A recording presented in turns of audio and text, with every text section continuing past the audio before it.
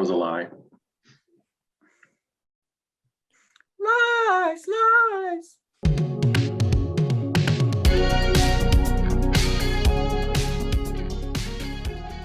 What's up, everybody? Welcome back to Taste Like Music. Jason, Joe, and Crams are here.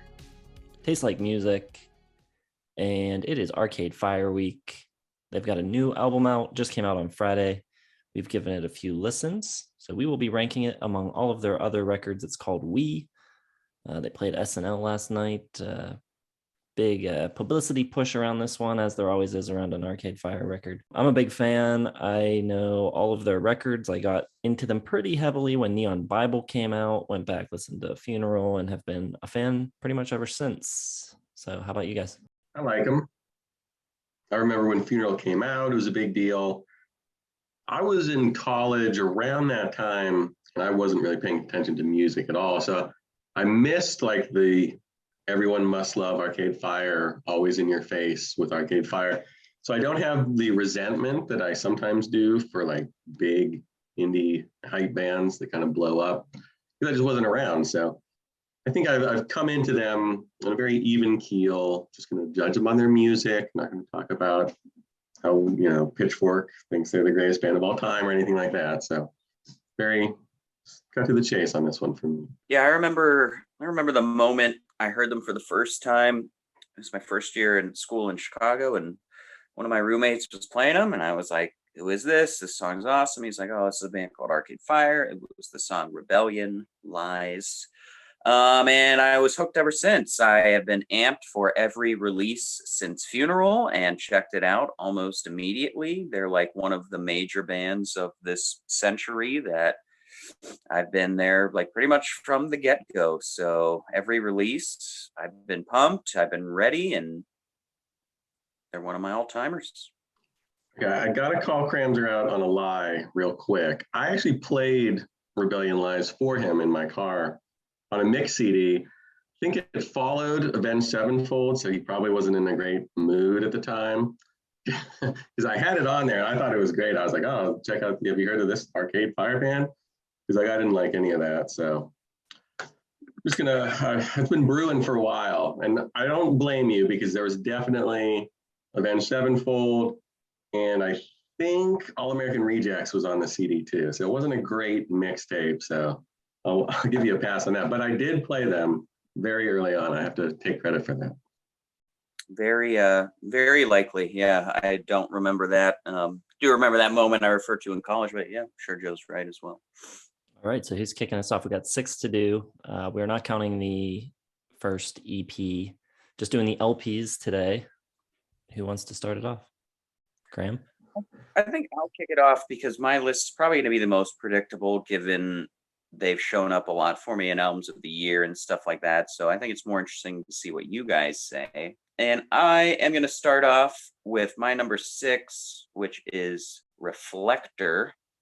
And I've got it at 3 stars. I used to not really like it. It was the first Arcade Fire album that kind of disappointed me. Also predicting this will be Joe's number 1 or 2. And I used to be like, oh man, this album really lets me down. It's not what I want in an Arcade Fire, but I've really warmed up to it then. It's almost 3.5, but I do think it is troublesome in some spots, and it's probably too long as well. But they're really doubling down on the disco style and synth stuff. The Suburbs brought in a lot more of the synth kind of dance pop heavily, and they kind of doubled down on that. I like the energy on this album. I like the heart. I think this is easily their most fun album. Like, it's probably their most kind of quirky and loose and just kind of, I really like the serious side of Arcade Fire. I think they have a great commentary on social atmosphere and stuff like that. But this one, a little bit less of that and a lot more fun and just joy. I like the title track a lot. I think it's one of the best songs on it. But at times for me, it seems a little bit too much style, not as much substance. Like I was saying, I love the philosophy that they bring to each album. You know exactly what's on their mind at each time. This one is probably like their fluffiest piece, but that is still in the Arcade Fire spectrum. Here Comes the Nighttime is a really good song. Normal Person is really cool. It's kind of a critique on modern men. I I do think a lot of the rockers on this album are a little bit bland with their production. Don't really have that cool kind of youthful philosophy approach, which I really like. But it does have all of the Arcade Fire just kind of great characteristics as well. Everything's, their songs are always kind of unpredictable and really move well. And they always have this cool grand anthem kind of a motif going on in style without going over the top. You Already Know is cool. It almost has like a late 70s British mod revival feel, really cheerful sonically. And, the sonic cheer isn't exactly what I want. They're just so good at bringing their feelings to light in such a serious manner and have a lot of really cool emotional dramatic songs that's kind of just more of what I want. So, I still like this album. I think Joan of Arc isn't bad. And even though it is a bit long, it doesn't bother me too much. It's just like the songs don't deliver quite as much, a little bit too much bounce. Actually, my favorite's probably If Never Over, or It's Never Over. Definitely cool moments like the synth lead in Porno. There's just not as much as the other stuff. Just something missing. Like all the pieces are there for me. It's just not quite fitting right. We always like to say, we feel like there's a really good album in there somewhere. But for me, it just comes up short. I still recommend it. They have enough talent to take a lousy swing and foul a ball off, which I think is kind of what this album is. But some very good songs. 3 stars. Good album, Reflektor. That's not going to win you any friends with that one. Ooh, all right. I'm going to start with the album that everyone knows is the worst Arcade Fire album. I think people think I like this one, and maybe I intimated at some point that I thought it was good.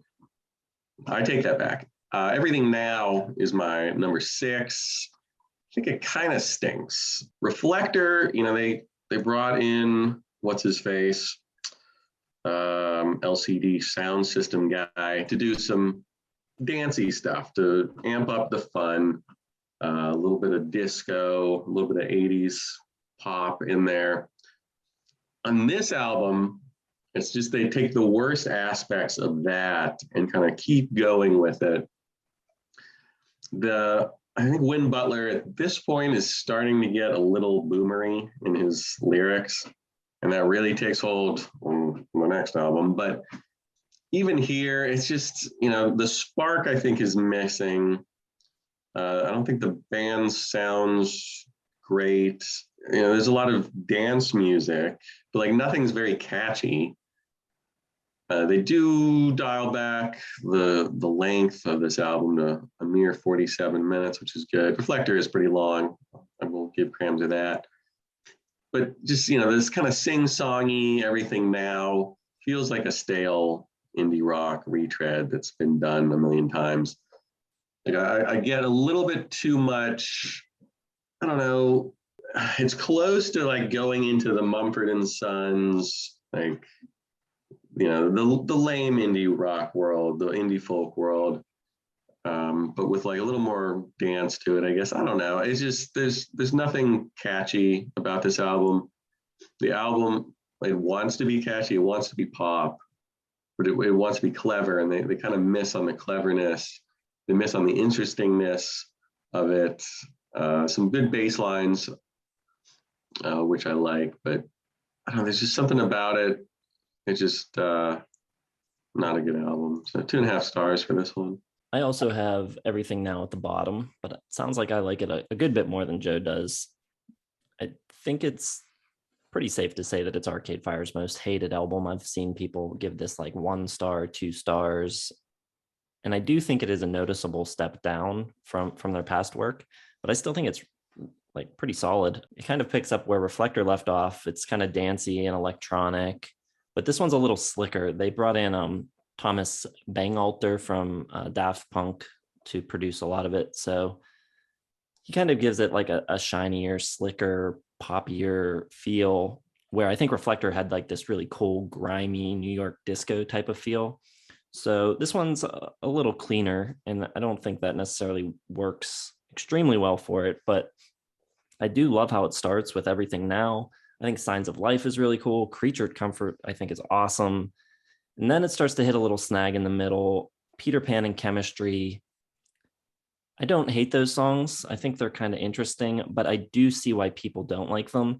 And I do also think that they're kind of a momentum killer for the record. It kind of like slows things down and not really great for the flow of the record. Then you get Infinite Content with its two halves, which that doesn't really do a lot for me. And then suddenly you're 2/3 of the way through the album, and it's been a little while since you've heard like a really great song. Electric Blue, I think, just kind of sounds like a Tom Tom Club ripoff. And Régine's vocals on that one don't work too well, I don't think. But then it comes on strong at the end again with Good Goddamn, I like a lot, Put Your Money on Me, and We Don't Deserve Love, all of which I think are really cool. It's kind of similar to Reflektor, and you'll see when I talk about that later, that I think it's mostly really great. And there's a few tracks that aren't quite as good as the rest of it. The difference with this record and why I have it last is that all of the weak songs are consecutive and they're all right in the middle of the record. It's also not as long as Reflektor. So when you've got, when you subtract away the songs that aren't as good and aren't like A tier songs, you don't have as much left. So the good stuff is good. I think there's some really high highlights on it, but you just have that stretch in the middle where it's just a little kind of some of the weaker material in their whole catalog, I think. But I still like the record overall a lot. I like the sound of it, and I think there's some catchy stuff and some cool sounds. So I think it's a strong 3.5 for me. Yeah, I also do not share the popular opinion that Everything Now is a weak record. And it's not even my number 5. My number 5 is the 2-day-old We, which just came out on Friday. I've listened to it twice. And I think it'll grow. Everything since the Suburbs has grown since, that's just kind of the trend of how I react to these albums. But I'm going up. I'm going to 3.5. I already think it's really good. And I think in a way it's a little bit return to form. They're such like a Peter Pan kind of band. I think they always have the finger on the youth pulse. I'm not getting the boomer lyrics really at all, especially on this album. Although maybe Joe is referring to the next album in his list rather than chronologically. You get anxiety discussion right off the bat, an album, and it's an album kind of about living through the end of like the height of Western civilization. It feels like it's just kind of like a big goodbye letter almost. And it kind of does a great job of describing the feelings of dread everyone kind of has right now. And it's not short of their usual like big kind of grand anthems, but it's done much more somber and balladly. I will say that there's probably not enough high pulse stuff on this album. And I get some Suburbs kind of vibes, big time right off with the leadoff track. I do kind of like the sound of this album. It's a little bit more streamlined and less dancey, even though there are dance songs. Like the drums are like really meaty and pack a punch, like right in your face, really sharp and tight. A lot of rich, warm piano that you get to kind of like make this really like gray kind of mood. Anxiety 2 brings the dance vibes up a little bit. And that's kind of their thing. It's just kind of doing like this mix of, kind of like dance and synth pop and a little bit kind of like easygoing light indie rock. I do think End of the Empire really vivid and great. The first half of this album is quite slow, not boring, but slow, much slower than most of the other Arcade Fire albums start. I think Lightning 1, really awesome, big wide open vibes, very comforting and very catchy. And Lightning 2 finally gives you like that classic Arcade Fire kind of jolt. But there's something weird about this album where it seems like it's a bigger idea than the album gives off. Like it seems like they wanted to do something big, like a big double album, concept album. And it kind of starts off like through the first 20 minutes, like it's going to be this big 65, 70-minute album. And then before you know it, it's kind of winding down when just the ideas are kind of flushed out. I don't know if I'm describing that right, but that's kind of how I feel. Like it's like a movie that's really building up to something, and then it kind of just wraps it up real quick and it's over. That's kind of how I feel this album is. And like Lightning 2, when you get that jolt finally you're asking for, it's like too late in the album because the album's almost over by now. It's really like they have a lot more to say. It's just, they don't use their time well or something. Unconditional 1 is cool, like Lookout Kid, really well done song. I like everything on this album. I think it has a lot to offer. Maybe I need more time, but I think I just need more like creativity and musicality and hooks. You don't get that really incredibly super memorable Arcade Fire song until Conditional One. There's nothing bad about it. I just think it kind of moves well and isn't like complete or absolute in the way that kind of the ideas of the album come across as. So I still got it 3.5. I think it's very good. And right now it's my fifth favorite Arcade Fire album. Also my fifth favorite. However, I gotta call out some of these lyrics. We've been talking about them a lot on the Discord lately. A couple songs on We, number 5. It might be 3.5 stars for me. I don't know if I've really nailed down a rating. 3.5 for me. Good, but noticeable flaws. Probably not a complete album. Certainly not a top 25 for the year. Let's go to Age of Anxiety 2, Rabbit Hole. The whole rabbit hole, yeah. Plastic Soul, yeah.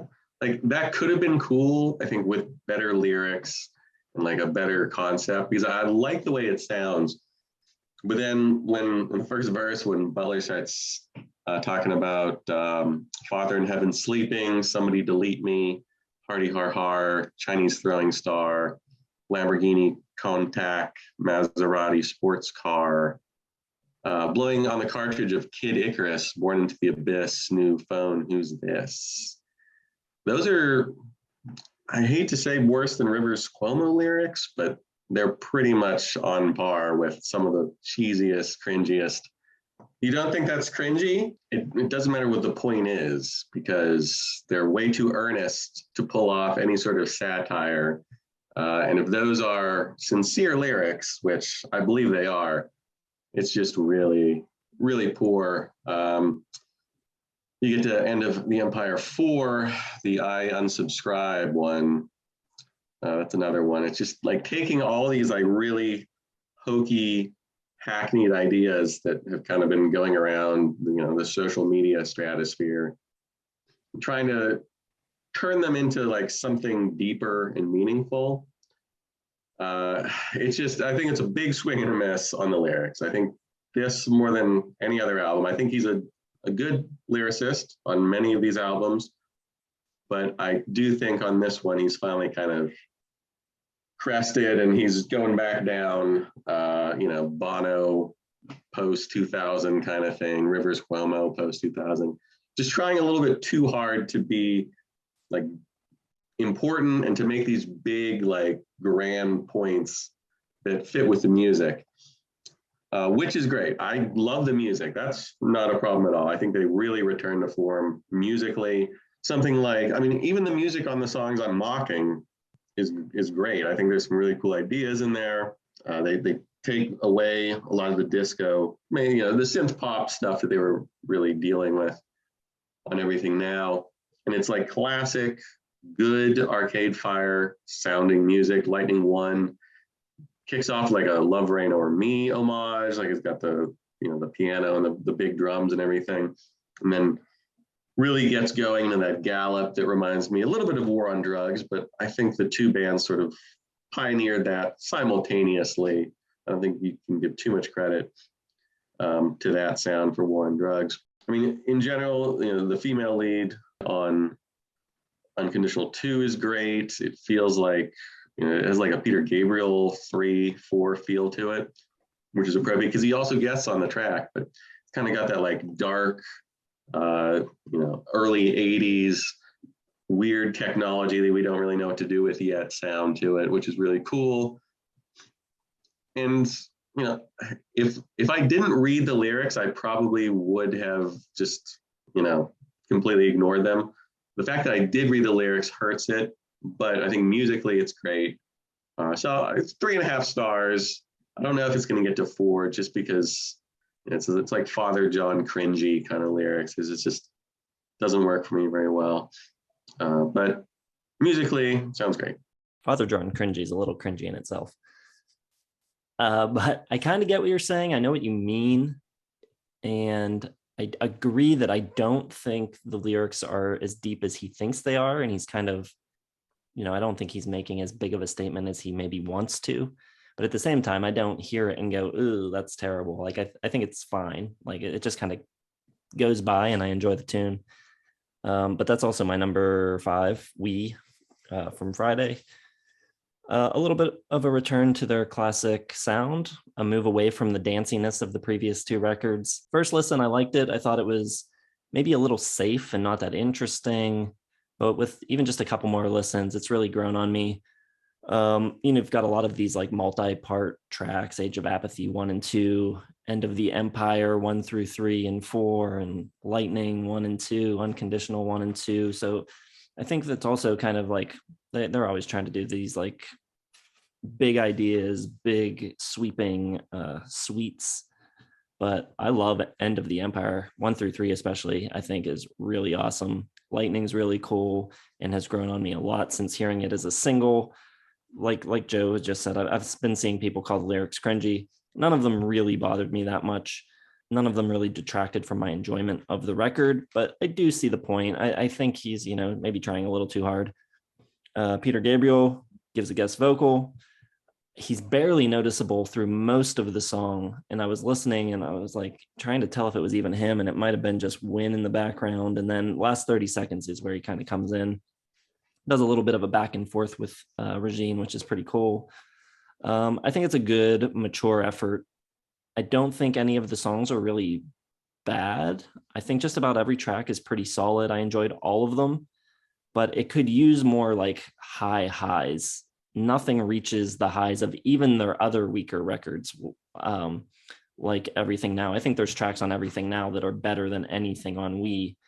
I just think this is a more consistent effort, and I think it's really enjoyable. I'll probably keep coming back to it throughout the year. I've got it at 4 stars. Yeah, I would agree that I think his lyrics are better on other albums, but I wouldn't go nearly as low as say they're cringeworthy or ruin anything. I mean, he's kind of like making fun of millennials at the same time. He's saying like, my dad built the Labyrinth, I blew on cartridges. Now you guys are like, this all kind of makes sense. Might not be the best. My number 4 is Everything Now. And my review of this when it came out was probably similar to Joe's, or probably a little better than that, but I kind of get where he's coming from. But I've kind of warmed up to it in a big way, and I actually have it at 4 stars. I think it's great. I think it's a cool little art pop kind of record. It's a big whirlwind of styles. I really like the lyrics on this album. Has a lot to say song to song. I actually think he's a well above average lyricist. Especially on the first 3 albums, I would go as far to say he's a great lyricist. I think they're tremendous. At the same time, I think it's really easy to like and accessible to anyone who hasn't really heard them before. But that might also have to do with what you guys are talking about, is, having that sheen to it. I don't like the very abrupt way to open, though, with Everything Now continued. I think it's just kind of weird and unnecessary. But you get like super kind of disco ABBA vibes on the title track. Chemistry, cool. Lots of piano and sweeping leads. Joe's right. The bass lines on this album are really strong. Really great. Super catchy. That's the idea. Even get a little bit of pan flute in there at times on this album. So they're kind of like, we like everything and we can do everything. Signs of Life is really fun. Back to talking about cool kids with their music. They always have a lot of opinions on youth groups and stuff like that. I always love when they talk about like, listen, when then we listened to the same music and grew our hair long because you did and all that sort of stuff. Creature Comfort, I'm with Jason. Super cool. Great lyrics about numbing pain and kind of like battling self-hate. Album just got a cool blend of like art pop, synth pop, 70s, 80s, electronica, lots of stuff. And I think it succeeds Reflektor because it doubles down on it rather than try to do something a little more profound. They just kind of go with it. It's a lot easier of an album. And the synth is the star here too. So many different cool synth sounds on it, which I really like. It's carrying such a heavy load. Peter Pan sounds really cool in that regard. I don't mind Chemistry at all. I think it's a delightful little piece that kind of breaks up the album. It's definitely flawed though. It needs more bite. And the biggest problem is probably the biggest problem in their entire catalog, and that's the infinite content section, which is probably just the worst 10 minutes of Arcade Fire music there is. I like Electric Blue a lot, Electric Blue. One thing about their albums that I like is you always get Régine coming in for a track or two, and I like her style a lot. I think it adds a lot of great touch and variety and flavor. Good Goddamn, really cool, kind of weird blues kind of style, almost like Black Keys. And it's also one of their albums, which I think is really second half heavy. And I think coming in towards the end with We Don't Deserve Love is just awesome. I love that song. It's like this awesome modern digital love anthem. It's got that warped synth sound, and then you get that just really awesome hook, the bum bum bum bum bum bum bum. It's perfect. Got like a weird Western feel to it. Really cool. I think it does a good job of taking in a lot of different sounds and styles and making it their own. So yeah, I'm up to 4 stars on that. Can't really imagine it getting higher than that though, and it may even go down if I get sick of it. But I'm pretty high on it right now. So everything now 4 stars. Number 4. Kidoki, my number 4. And these top 4, I think they're all very, very tight. I really couldn't decide which one to put at number 4. I guess I'm gonna go with the Suburbs though. Up to 4 stars for this one. My main problem with it, and I think it sounds great, I think it starts off amazingly. The Suburbs and Ready to Start are both incredible songs. And then there's like an hour left.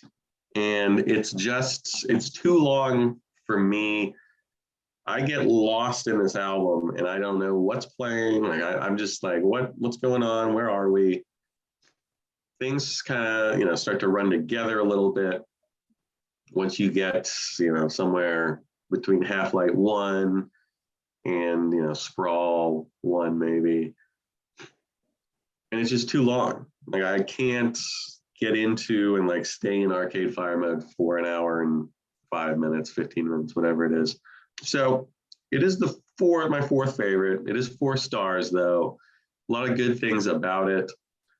I like that Régine gets 4 songs to, be the lead vocalist at times, not the whole time on some of them, but I really like her voice. I really like the change up when she comes in. I'm not the biggest Will Butler vocal fan in the world. I know many people probably are, but it grates on me a little bit. That's very like purposely indie wail. Kind of, that was the biggest problem with me getting into the band in the first place. So that it's just a lot. It's just a lot of albums. It's a sprawl. It's a sprawl too, is what this album is. But I love the piano. I love, they throw in like a grungy guitar in the month of May. Suburban War is great. It has this like big build of epicness. And it's a very good album. It's just too much for me. Too much for me to handle. It's extremely long. There's 16 tracks. Most of them are at least 4 minutes long, 3 to 4, 5. So I just find myself losing interest somewhere in it. I'm skipping tracks on this one a lot. But I don't know, there's probably a 5-star album in here somewhere. But I do think they went a little too far, a little too sprawl with this one. Just like the Suburbs. Yes, I get it. Very clever. But 4 stars. I think it's good, but not like all time good. All right. My number 4 is Funeral. Not quite sure why this one never fully connected with me. I like it a lot, but compared to the ones I have ahead of it, I mean, those ones I just really love. And this one's never quite got to that level. And I think it mostly probably has to do just with the order that I heard them. This came out in 2004, and that's like right when my taste was changing a lot. And I was shifting from being mostly into like classic rock stuff and getting into newer stuff and indie rock and things like that. And at the time I was aware of Arcade Fire, and I'm sure I had heard a couple tracks, but I never gave the full record a listen. And I didn't really get into them until Neon Bible came out, when I got really into that. And then, I don't know, going back to it, it just never, I was like all in on the Suburbs and Neon Bible, but this one, I don't know. I like it. I think it's really cool, but just never got to a point where I absolutely love it. Another part of it, and it's totally just a me thing, I think having all of these tracks similarly titled makes it hard to kind of think about the record and know which track is which in your head. I couldn't tell you the difference between Neighborhoods 1 and 2 and 4, and it kind of makes it a difficult thing to think about. I don't know if anyone else thinks of records that way, but the sound of it, though, also I think is a little basic. It doesn't really have a super interesting sound. I think musically what they're playing and what they're doing is really cool, but just the way it's recorded and the sound, I think it's a little bit flat compared to the records that come after it. For some reason, Neighborhood 3 has always reminded me a lot of Grace Under Pressure, specifically Red Sector A. And every time it comes in, I'm like, is this Rush? And then I A/B them and compare them, and they're not that similar. I don't know why. Every time I hear the beginning of Neighborhood 3, I think it's Rush. I don't know. I didn't listen to it a lot back then, but over the years, I've heard it a bunch. I do like it a lot. I don't know. I think another big draw of this record is the big 6-piece lineup. Plus, you've got these additional string players like Sarah Neufeld, and you've got xylophone and accordion, harp and horns and strings. And they made the whole record on a budget of $10,000. So I think there's something really cool about doing something so big and so grand with so many people at a DIY level. And I think that's a large part of what drew a lot of people to this record. I think it's really cool. And you would see other bands kind of take that same approach over the next couple of years going forward. So I think it's really cool for that. But 4 stars for me. A very good record, but not quite one of my all-time favorites. All right. Well, my top 3 are literally all in my all-time favorites, all slam dunk top 100 albums for me. So it's 3, 2, and 1, but it's really like 1, 1A, and 1B. And the order here is a little arbitrary, but I'm going to do it anyway. My number 3 is The Suburbs, I guess. 5 stars. There's 16 songs on it. Joe's right. Not one of them is skippable, though. Saying they all blend in from Half-Light through Sprawl 1 is ridiculous because the amount of variety is insane. You get Month of May, which is like this punk rocker. Deep Blue, which is like this acoustic big ballad. You get like synth pop in there. It's all over the place. And this is the album, like I said before, they bring in all of this synth, but it's got this really cool kind of, they're such a band that's kind of all about youth, even as they get older. And I still feel this way. But they're all kind of like a different aspect of it and a different kind of perspective. This one, obviously, like looking back and talking about growing up in the suburbs, and it all kind of moves chronologically. And, we're talking Sprawl 2, talking about like malls and stuff and, suburban war, saying like, you cut your hair, so I cut mine too and everything. But all of the music and everything just has such a really cool dynamic. There's so much drama in every song. They all have like this really anthemic build. They all have like these really hooky, catchy parts that are being played. Like it's just really awesome. It just captures feeling and captures ideas. Like you just know what they're going through. Like Month of May is like, I want to literally says, I want to write a record about how I felt in the month of May. It's really awesome. Empty Room is like really beautiful and has like a childlike quality to it, with like those big strings coming in, and like, when I'm by myself, I can be myself. It's awesome. Really cool. But they're also kind of, talking about growing up versus what it is to be today with modern man. I just think this is like a magnum opus, and I think they got 3 of them pretty much. But this one is probably the richest one of my top 3. Like there's a lot to get in here. Like it'd almost be like a graphic novel. There's that much character to it. And I just think it's awesome. And I am one of those people that think Will Butler is a fantastic singer, and I think he nails it on every moment of this song. It's awesome. 5 stars, number 3, The Suburbs. All right, number 3 is gonna be Funeral. I always liked this album when it came out. I liked it in the mid 2000s, the late 2000s, 2010s.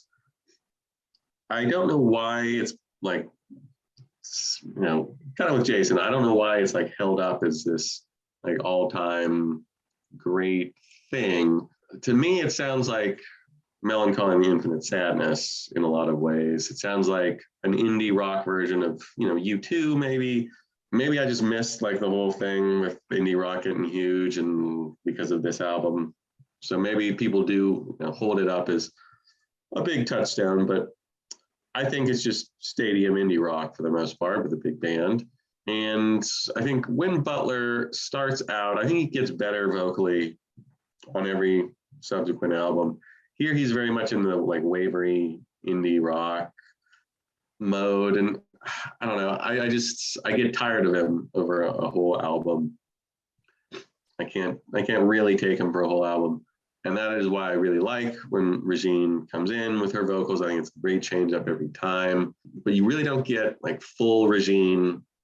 Hades kind of like a little aside. I've never been big on that one until In the Backseat, which is this great Régine led track, really cool, but it takes too long to get there.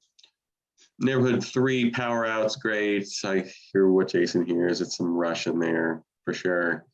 I wish there was a little bit more like that. It kind of ebbs and flows a lot. Neighborhood 1 and 2 are a little softer. It gets big with Neighborhood number 3 Power Out. Crown of Love is nice, cool waltz feel to it, nice build. Wake Up is a great song, but I hate the cloying group like la la la la la la. Like that kind of sound really originated from this album. And it was all over like a Mice and Men and Mumford and Son, and like all these sort of lame indie folk bands stole that. And credit to Arcade Fire for being stealable and coming up with this stuff. But every time it comes on, I just like cringe a little bit, which is a shame because the rest of the song is just excellent, really cool stuff. But it always kind of gives me a grimace when that comes on. Hades a little too fluff for me. Rebellion Lies though is great.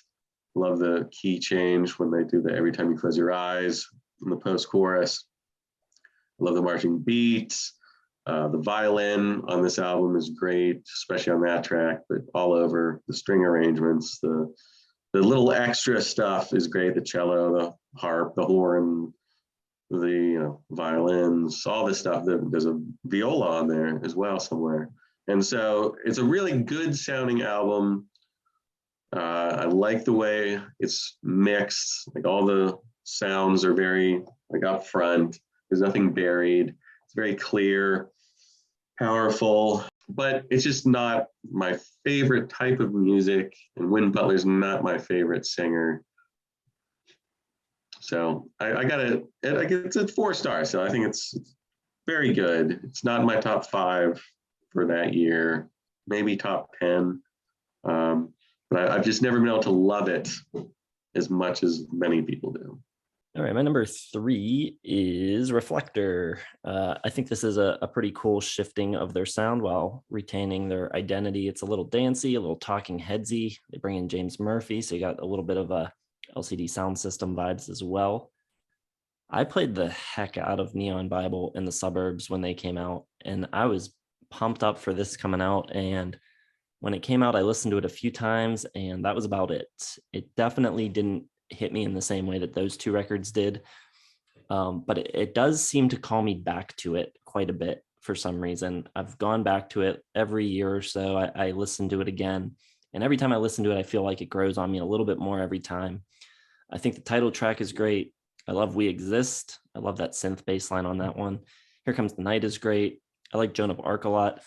There might even be like a 5-star record in here, but I think it does feel a little bit bloated. I think by trimming a little more of the fat, they could have had a much better, more engaging record. For me, the tracks I would cut: Flashbulb Eyes, Normal Person, Here Comes the Night 2, and Porno. I think those songs are the ones I'd have on the chopping block. That would get the record down to 59 minutes. That would make it shorter than the Suburbs. You could also trim a couple minutes off of the end of Supersymmetry, which is just like this long ambient fade out at the end of the record. So I think this record's a really cool way to pivot. It seems like a natural fit, doing something slightly dancier, maybe a little electronic, a little 80s influence stuff. But I think they bit off maybe just a tiny bit more than they could chew, or maybe they were just trying to be too ambitious yet again. But I think the good stuff here is great. There's a lot of really cool stuff on it. And I do think by breaking it up into 2 records, it does give you an opportunity to kind of listen to them separately. I don't know, maybe I don't do that normally. I'll just give it a full listen. But maybe by breaking it up and only listening to a half at a time, it might be a bit more rewarding in that way. So that's possible. But for me, 4.5 stars for Reflektor. All right. With number 2, I am going with Neon Bible. 5 stars.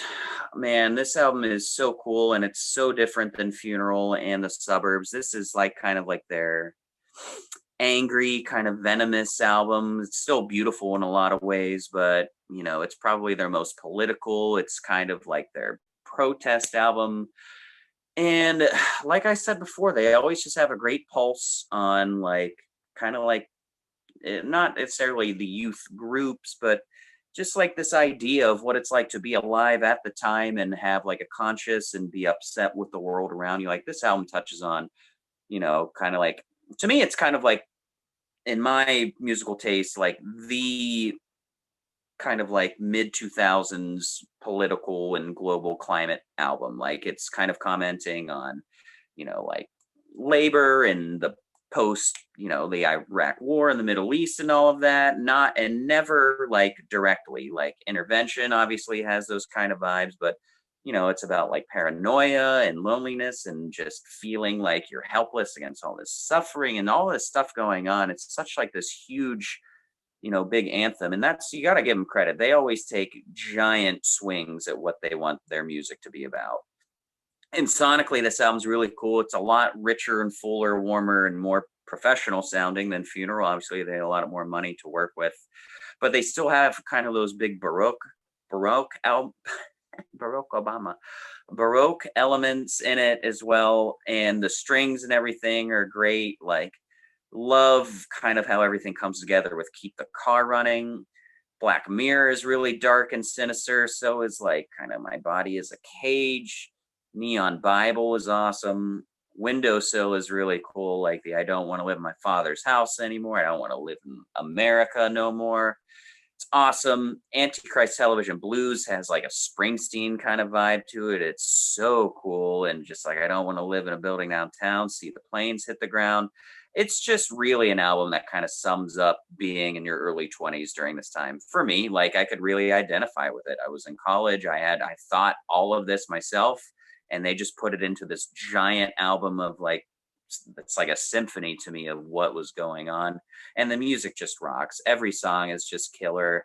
I love how she kind of assists on The Lighthouse. Ocean of Noise kind of brings everything down with like this kind of like slow romantic thriller with that awesome Wurlitzer piano. It's just a sensational album. And Wynn is like really fired up on here, which I think is really cool. He kind of mellows out after this album, but on the first 2 albums, he's just like this big indie rock star that's screaming and yelling and upset, and it's awesome. So 5 stars, easy for Neon Bible. Number 2. Number 2, Neon Bible for me. I hear all the things that Ryan is saying. I agree, but again, I don't mesh with Will on a lot of this stuff. I always find him to be a little overwrought, a little sort of trying too hard. And the 2 songs that are really, he takes control as far as like, it's all about the lyrics, are kind of what keep us back from being my number 1, because it did grow on me a lot. Again, there's a lot of albums, seems for me. First 2 tracks, awesome. And then it kind of gets into a little rut. Black Mirror, great. Inspired the show Black Mirror, which is pretty cool. I think on this, the lyrics do work pretty well. I think the concept of the song is fantastic. I don't know if I believe Will Butler the whole time, but I think the concept anyway is great. Keep the Car Running. A little more Funeral sounding, kind of a big indie rock song there. Neon Bible I don't like much. The No Chance for Survival with the Neon Bible, it's kind of like too sing-songy, doesn't really work. Intervention's okay. Then it kicks back up. Black Wave Bad Vibrations is so cool. You can barely even hear the instruments on this. Like it's just a wave of sound coming at you. But I love the female backing vocals. And the way it shifts from the Black Wave part to the Bad Vibrations part is really cool. You know, like a real nautical sense in the middle of this one with Black Wave, and then Ocean of Noise, which has ocean noises in it, and then the Well and the Lighthouse. So you're kind of shifting the different themes a little bit. Then I don't like Antichrist Television Blues. I think it's cool that it's about Joe Simpson, the father of what's her face, Jessica Simpson. That was supposed to be in the title, but they took it out because that's asking for a lawsuit right there. And I think the lyrics are good and smart and funny. I just don't like the way he delivers them. Super Dylan Springsteen-y, that, and Windowsill, which has like a really strong Maggie's Farm vibe to me. So those kind of go a little too far into the Springsteen Dylan homage-ness. But I think it ends really well with No Cars Go and My Body's a Cage. I mean, there's a lot of great stuff on here. The Well in the Lighthouse has that big reverby vocal effect that everyone kind of around this time started doing. It reminds me of like the Killers there. A lot of female backing vocals from Régine on this, which is great. The more from her, the better. And the only other thing that maybe holds it back a little bit is that the mix is so dense. Like you have all these great instruments going into it, like this rainbow of colors that go into this type of music, Arcade Fire's sound. And it comes out really muddy, like all the different instruments really struggle to be heard. It's like there's this big wall of noise. And I think it's cool in some parts, and it works when it's real dark. But on some tracks, I'm just like, I want to hear a guitar or a bass or like something really standing out other than Will Butler's vocals, which is really like the focus. So I don't love the mix. I wish it was like halfway between Funeral and what they came with this, because I just want to hear a little bit more instruments, a little more color, a little more clarity on it. But it's 4 stars. It's close to going to 4.5, but just can't quite get there yet. All right, everybody's number 2, Neon Bible. They add Sarah Neufeld, becomes a full-time member. She played strings on Funeral, but wasn't really in the band. They get Jeremy Gara on drums for this one. You got themes of Americana, definitely some Heartland rock on several of these tracks, as you guys both mentioned. They're also talking about religion a lot and the ocean and television. So you've got different lyrical themes running throughout. You've got this sense of impending doom across the record. It's a very dark record, which is very cool. A lot of more unusual instruments on this one too. You've got hurdy-gurdy and mandolin and accordion and the big, huge church pipe organ on Intervention. It's a really big, full-sounding record, but it also at the same time leaves the impression of like being very cold and distant, kind of what Joe's talking about with this, with the instruments, the way they're mixed. I actually like the mix. I guess I'll talk a little bit more about that later, but I don't know. I think it's really cool, kind of a product of the content of the songs, I think, the way it sounds, which is why I think it works. I love the writing on this record. I think the songs are all really strong, well written. David Fricke from Rolling Stone wrote that he couldn't believe a large band could sound so distant. A huge sound that only sparkles on the edges, leaving Butler alone in the middle, is what he wrote. And he intended that, I assume, as like a critique or a negative statement. But like I said, that's kind of what I like about it. Butler's vocals do seem kind of isolated in the middle of all of this chaos around him. I think it works really well. It was mixed by Nick Launay. Marcus Draves did a couple of the tracks as well as Mark's Stent, but most of it was mixed by Nick Launay, and they tried mixing it with a bunch of different people. They like had tryouts, basically, it sounded like, and he's the guy that came out with the mixes they liked. And you can listen like the difference between The Well and the Lighthouse and the way that track is mixed, which is like this big orchestrated piece, and then you've got Antichrist Television Blues right after it, which has this really small, distant sound to it, I think. And it's just really cool how they approach the mixing as kind of an artistic voice in itself, and they kind of approach each track differently for what is needed to get the point of the song across. I think it just works. It's really cool. I think it's just a really cool, interesting record. 5 stars for me. Yeah, I would agree on the mix. Like it sounds like, you're all this crap is going on, which is what all the themes are about. And when Butler's the only one holding your hand through it, it's perfectly done. So you get that kind of lonesome vibe with this chaos around you. To my number one, Funeral, which has this just big, bright, hopeful, youthful, euphoric, teenage, like we're all together, big band kind of feel.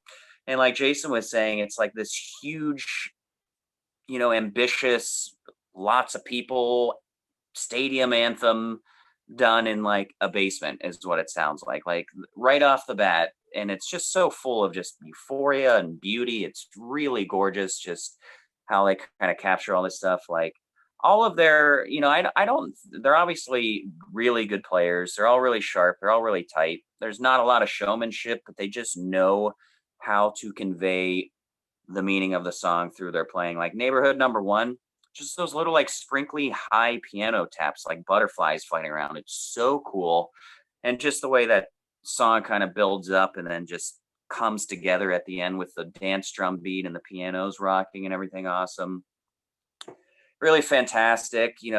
This one is just, it's hard for me to describe kind of what I feel like it's about, but it's got a much more immature kind of brightness to it than compared to like Neon Bible, which is like a little bit or a lot more of like being really aware of what's going on. This one's kind of like loose and fun and flighty, but it still has a lot to say. Like Neighborhood Number Three, just friggin' awesome. I love Un Anis en Lumière. Really beautiful. Anytime they drop in the French stuff, it's all really cool. And Joe's right, when Régine's on here, it's really cool. I love Haiti, never had a problem with that. I also love when everyone does the, big collective chorus kind of singing, which I think Joe was mentioning in Neon Bible maybe. But yeah, I love when they all get together and get that choir kind of sound. And yeah, it was everywhere for a while, like pretty much the entire score to like, I think Where the Wild Things Are is like that. Like, yeah, like it's awesome. So yeah, I think every one of these songs hits, and it is just such a mood of just like being young and carefree, and you've got the whole, sunset ahead of you. But it's also got like a little bit of darkness. It's all kind of punctuated by these very specific feelings and everything.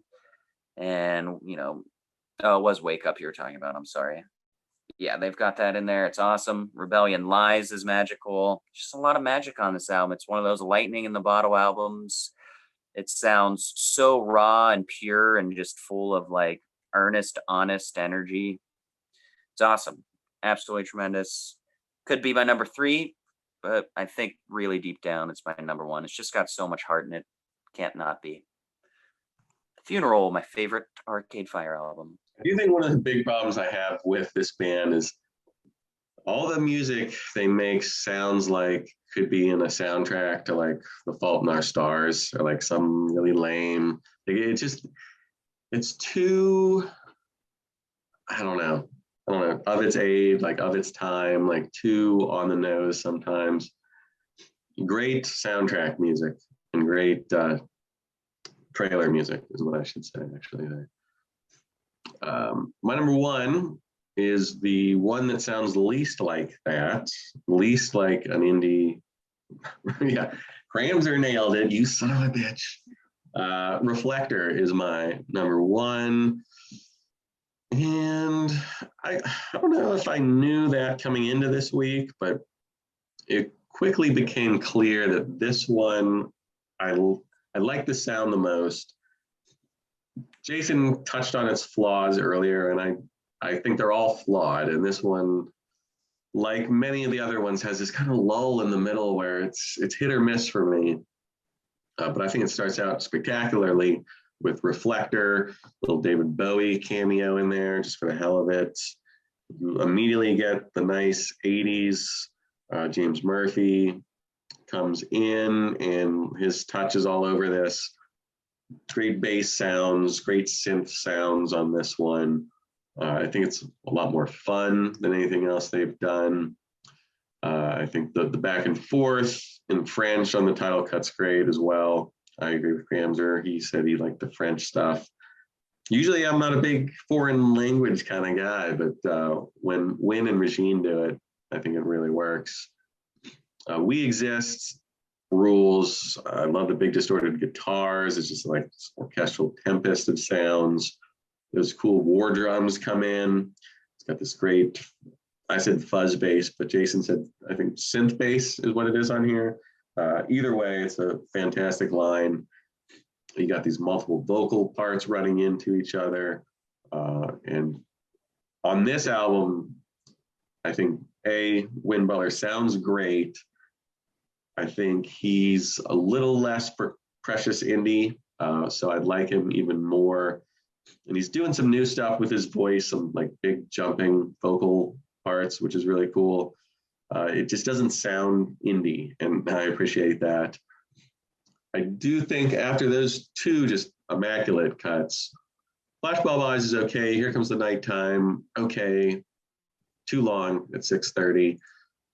Normal Person, you already know, are decent, but I don't think they bring a ton to the table. Then it kind of kicks back up. Joan of Arc is great. Got some colorful female backing vocals. And Win's doing some like erratic vocal work. It sounds like a man on the edge, which is cool.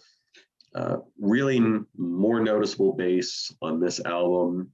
Joan of Arc in particular, just great bass sound. Really loud, really just right there. So love the production from James Murphy on this. Well, co-production, whatever. I'm not sure exactly what he did, but him and Arcade Fire, who do their own production a lot of the times as well, do a good job of just making it different, making it new sounding. They credit to them, like none of their albums sound anything alike, really. I mean, until this newest one, all completely different. Funeral sounds nothing like Neon Bible, sounds nothing like the Suburbs. And they could have easily done Suburbs Part 2. I mean, it was held up as one of the great albums of the 2000s. But they wanted to try something new and different and disco-y, and full credit for them for that.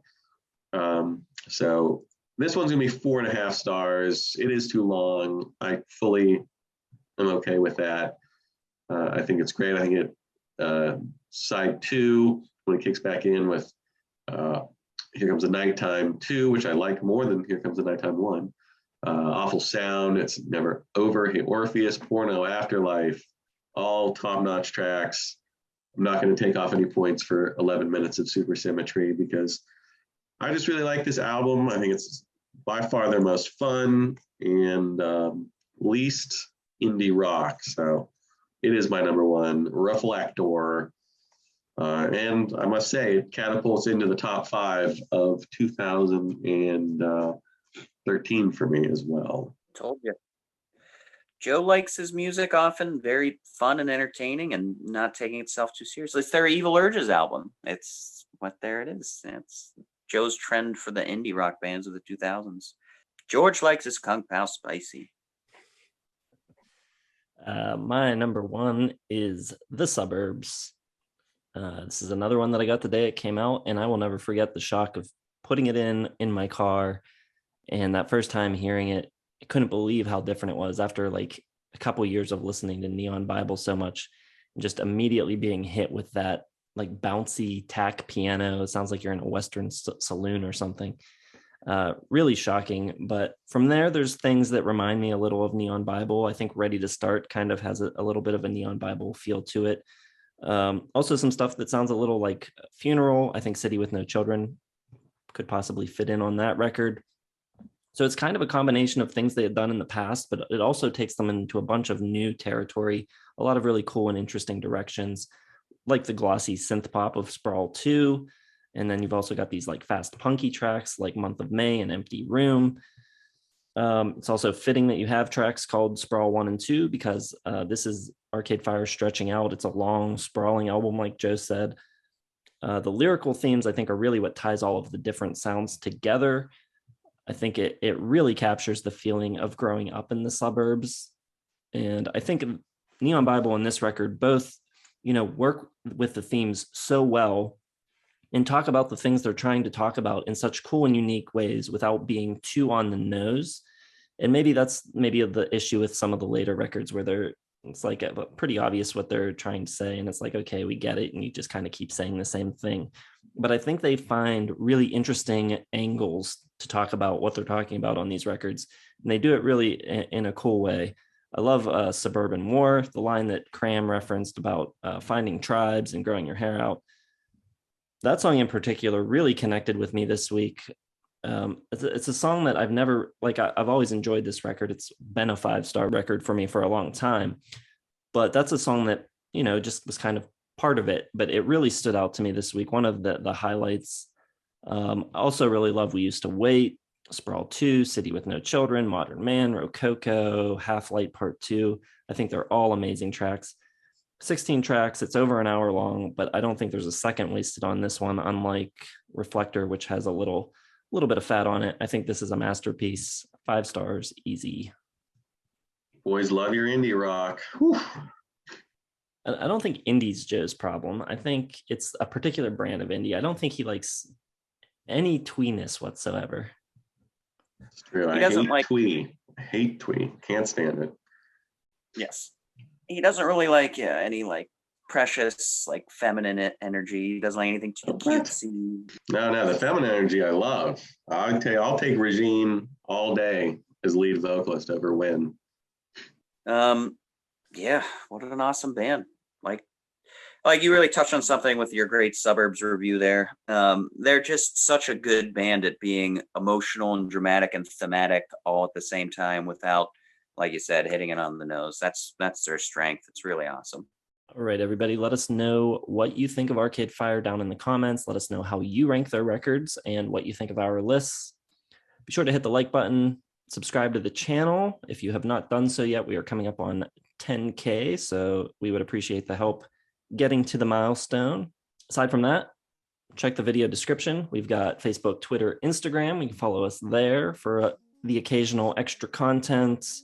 We've also got a Patreon if you'd like to support us further. And you can check out our website as well. Thanks for watching. Check back tomorrow for our favorite Arcade Fire songs.